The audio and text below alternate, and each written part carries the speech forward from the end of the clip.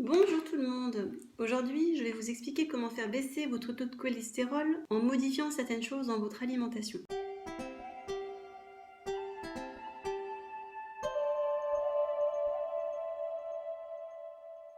Alors tout d'abord, quand on parle du cholestérol, sur les prises de sang, on voit le LDL, le HDL, le cholestérol total et les triglycérides.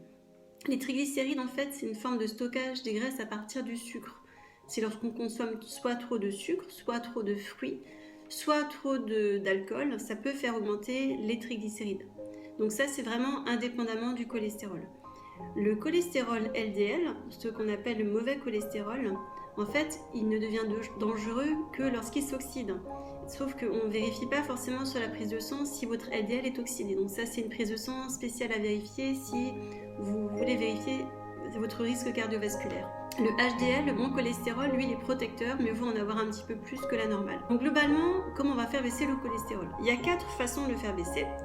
Tout d'abord, il faut savoir que le cholestérol qui circule dans le sang, il est fabriqué à 20%, 30% à peu près par notre alimentation, et les 70-80% restants sont fabriqués par le foie. Donc en fait, ce qu'il faut faire, c'est limiter votre production hépatique pour faire baisser le cholestérol sanguin. Alors pour faire baisser votre cholestérol alimentaire, eh bien, on va l'apporter au moment où le foie en a besoin, c'est-à-dire en apportant votre aliment riche en cholestérol le matin au petit déjeuner.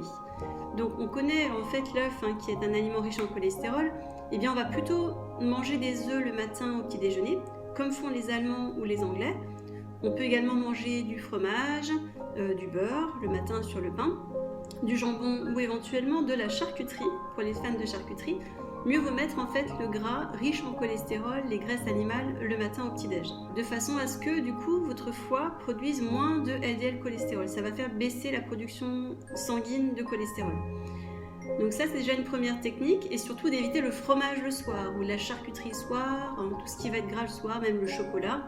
Bien que le chocolat n'apporte pas de cholestérol, mais pour avoir une meilleure digestion, on va limiter en fait les graisses au niveau du repas du soir. La deuxième façon, c'est d'augmenter votre apport en fibres. Plus vous mangez des fibres, plus votre cholestérol va être réabsorbé au niveau de l'intestin pour être éliminé lorsque vous allez aux toilettes. Donc le fait d'augmenter votre apport en fibres permet en fait de faire baisser votre cholestérol sanguin. Tout simplement, si vous mangez du son d'avoine avec des flocons d'avoine le matin au petit-déj dans un bol, si vous aimez ça, ou alors un pain riche en fibres, un pain au son ou un pain complet de seigle ou un pain intégral, donc vous apportera des fibres. Vous pouvez aussi rajouter des graines de lin dans votre crudité le midi et le soir pour apporter en fait plus de graines, plus de fibres globalement, et en mangeant des féculents complets ou semi-complets et en consommant au moins 2 à 3 fois par semaine des légumes secs comme des lentilles, des pois chiches. Donc l'apport en fibres sera augmenté et ça va vous aider à réduire votre cholestérol, mais également à faire réduire votre glycémie après le repas.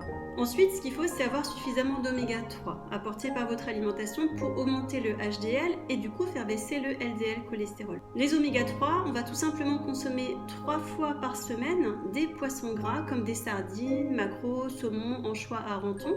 Alors le thon, je déconseille parce qu'il est très riche en métaux lourds. On va plutôt manger des petits poissons comme des sardines, des maquereaux.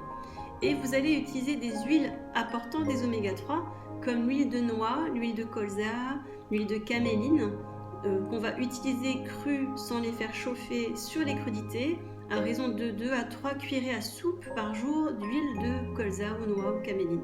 Et d'utiliser l'huile d'olive, de préférence surtout pas d'huile de tournesol. Gardez l'huile d'olive pour une cuisson à feu modéré sans la faire fumer tout en limitant les fritures. Ensuite, on va limiter tout ce qui contient des acides gras trans, c'est-à-dire les graisses industrielles qui sont cachées dans les viennoiseries, les petits pains industriels, les gâteaux, toutes les pâtisseries industrielles contiennent des acides gras trans qui sont néfastes et qui augmentent le risque de maladies cardiovasculaires.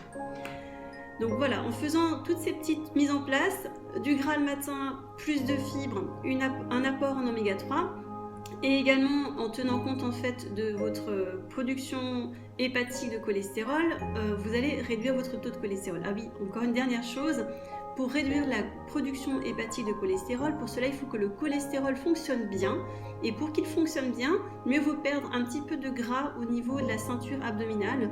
Parce que s'il est entouré de graisse, le foie va dysfonctionner. Et ce que vous pouvez faire régulièrement, c'est drainer votre foie avec des plantes comme l'artichaut, le pissenlit, le radis noir ou le desmodium, qui sont des plantes qu'on peut trouver en pharmacie ou en magasin bio. Vous faites une cure de 3 semaines avec des ampoules ou des gélules. Vous regardez bien la posologie qui est écrite sur les emballages de ces compléments alimentaires. Et vous faites ça au changement de saison, printemps, été, automne, hiver, pendant une cure de 3 semaines, de façon à aider votre foie à bien fonctionner. Voilà, et bien écoutez, j'espère que toutes ces petites astuces vont vous aider à avoir un meilleur cholestérol, une meilleure prise de sang. N'hésitez pas à vous abonner pour recevoir les prochaines vidéos. À très bientôt, merci, au revoir.